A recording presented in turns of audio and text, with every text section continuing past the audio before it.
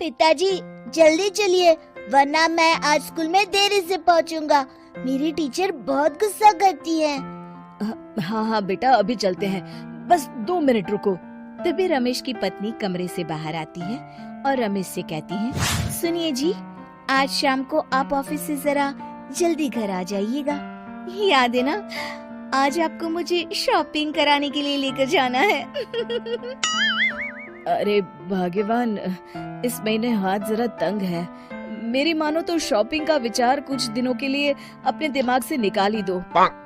मैं तुम्हें अगले महीने पक्का शॉपिंग कराने ले जाऊंगा। अभी मुझे चलना चाहिए, वरना राजू को स्कूल पहुंचने में देर हो जाएगी।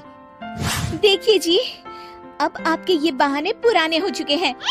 मैं कुछ नहीं जानती। आज शाम को मुझे शॉपिंग करने जाना है, मतलब जाना है। आगे आपकी मर्जी। अच्छा ठीक है भाग्यवान, अब तुम पूरा घर सर पर मत उठाओ, मैं कुछ करता हूँ। इतना कहकर रमेश अपने बेटे राजू को लेकर वहाँ से चला जाता है। घर से निकलने के लिए रमेश जैसे ही अपनी मोटरसाइकिल शुरू करता है, तभी उसकी माँ उसे आवाज देकर कहती है, अरे रमेश, आज शाम को मुझे कुछ पैसे दे देना। याद है ना, मैंने तुझसे कहा था कि मुझे मंदिर में चढ़ावा चढ़ाना है। अरे माँ, मेरी तनख्वाह आने में अभी 10 दिन बचे हैं। अभी मेरे पास बिल्कुल पैसे नहीं है। हाँ, मेरी तनख्वाह मिलते ही मैं तुम्हें पैसे दे दूंगा। रमेश की माँ चिढ़कर कहती है, अरे तेरा दिमाग तो खराब नहीं हो गया? मैंने तेरे भरोसे मंदिर के पुजारी जी से वादा कर दिया है और तू कह रहा है कि पैसे नहीं है। अब मैं पुजारी जी को क्या जवाब दूंगी? तुझे तो मेरी इज्जत की भी कुछ परवाह नहीं है।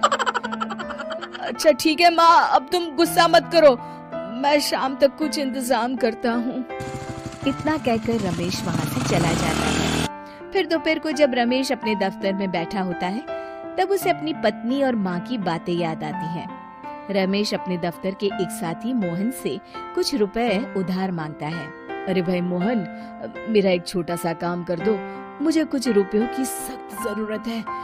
मुझे कुछ दिनों के लिए क्या तुम रुपए उधार दे सकते हो? अरे रमेश भाई, मैं तुम्हें पैसे उधार तो दे सकता हूँ, लेकिन मुझे वक्त पर पैसे लौटा देना। वैसे भी मेरा मानना है कि दोस्ती यारी में कभी पैसों का व्यवहार नहीं करना चाहिए।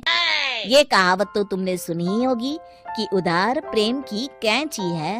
मैं नहीं चाहता कि पैसों को लेकर हमारा रिश्ता खराब हो। अरे मोहन, तुम बिल्कुल चिंता मत करो, मैं तुम्हारे पैसे वक्त पर लौटा दूंगा। फिर मोहन रमेश को पैसे दे देता है। शाम को घर आकर रमेश कुछ पैसे अपनी माँ को देता है और साथ ही अपनी पत्नी को भी शॉपिंग कराने बाजार लेकर जाता है। रमेश की पत्नी और उसकी माँ का स्वभाव जरूरत से ज्यादा खर्चीला होने के कारण दोनों हमेशा बेवजह पैसे खर्च करती हैं। फिर एक दिन, सुनिए जी, अगले हफ्ते हमने छुट्टियों में कहीं बाहर जाने का प्लान बनाया था। आपने पैसों का इंतजाम कर लिया ना? अरे अभी कहाँ, अभी तो मेरे पास बिल्कुल पैसे नहीं है। हम कभी और चले जाएंगे। देखिए जी, मैंने सभी सहेलियों से कह दिया है कि मैं बाहर घूमने जा रही हूँ। अगर मैं नहीं गई तो सब मुझ पर हंसेंगी। आप कहीं से भी पैसों का इंतजाम कीजिए जी। इतना कहकर रमेश की पत्नी वहाँ से चली जाती है। वहीं दूसरी तरफ रमेश की माँ भी तीर्थ यात्रा जाने की जिद करती है और रमेश से पैसे मांगती है। फिर अगले दिन रमेश एक सेठ से पैसे उधार लेकर अपनी पत्नी और बेटे को घुमाने ले जाता है और अपनी माँ को भी तीर्थ यात्रा पर भेज देता है। लेकिन जैसे ही रमेश अपनी छुट्टियां बिताकर वापस आता है, कर्जदार उसका जीना मुश्किल कर देते हैं। इतना ज्यादा कर्ज एक साथ अपने ऊपर देख रमेश काफी परेशान रहने लगता है। फिर एक दिन राजू की स्कूल की फीस वक्त पर न भर पाने के कारण रमेश को स्कूल में बुलाया जाता है। स्कूल के प्रिंसिपल साहब रमेश को सख्त हिदायत देते हैं कि अगर वक्त पर स्कूल की फीस नहीं भरी गई तो उनके बेटे का नाम स्कूल से काट दिया जाएगा। अपने बेटे की स्कूल की फीस भरने के लिए रमेश अपने दोस्त गिरधारी से कुछ पैसे उधार ले लेता है और स्कूल की फीस भर देता है। रमेश की माँ और उसकी पत्नी खर्चे और घर की जिम्मेदारी संभालते संभालते धीरे धीरे रमेश पूरी तरह कर्ज में डूब जाता है। और तभी एक दिन दफ्तर में काम करते समय रमेश की तबीयत अचानक बिगड़ जाती है। और वो बेहोश होकर गिर पड़ता है। उसे जल्दी से पास के एक अस्पताल में भर्ती कराया जाता है। रमेश के घर वालों को ये बात पता चल जाती है तो वे सभी अस्पताल पहुंचते हैं। अस्पताल के डॉक्टर साहब उन्हें बताते हैं, देखिए, देर रात तक जागने और जरूरत से ज्यादा काम करने की वजह से इन्हें चक्कर आ गया था। बेहतर यही होगा कि इन्हें कुछ दिनों के लिए पूरी तरह आराम करने दिया जाए।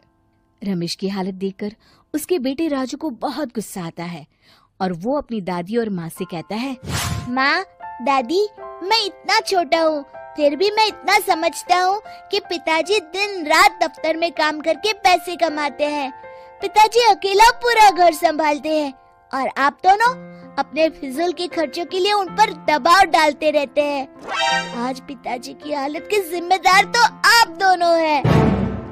राजू की समझदारी भरी बातें सुनकर रमेश की माँ और पत्नी को अपनी गलती का एहसास होता है और दोनों की आंखों में आंसू आ जाते हैं। फिर कुछ दिनों के बाद रमेश की तबीयत एकदम अच्छी हो जाती है और वो पहले की तरह अपने काम पर जाने लगता है।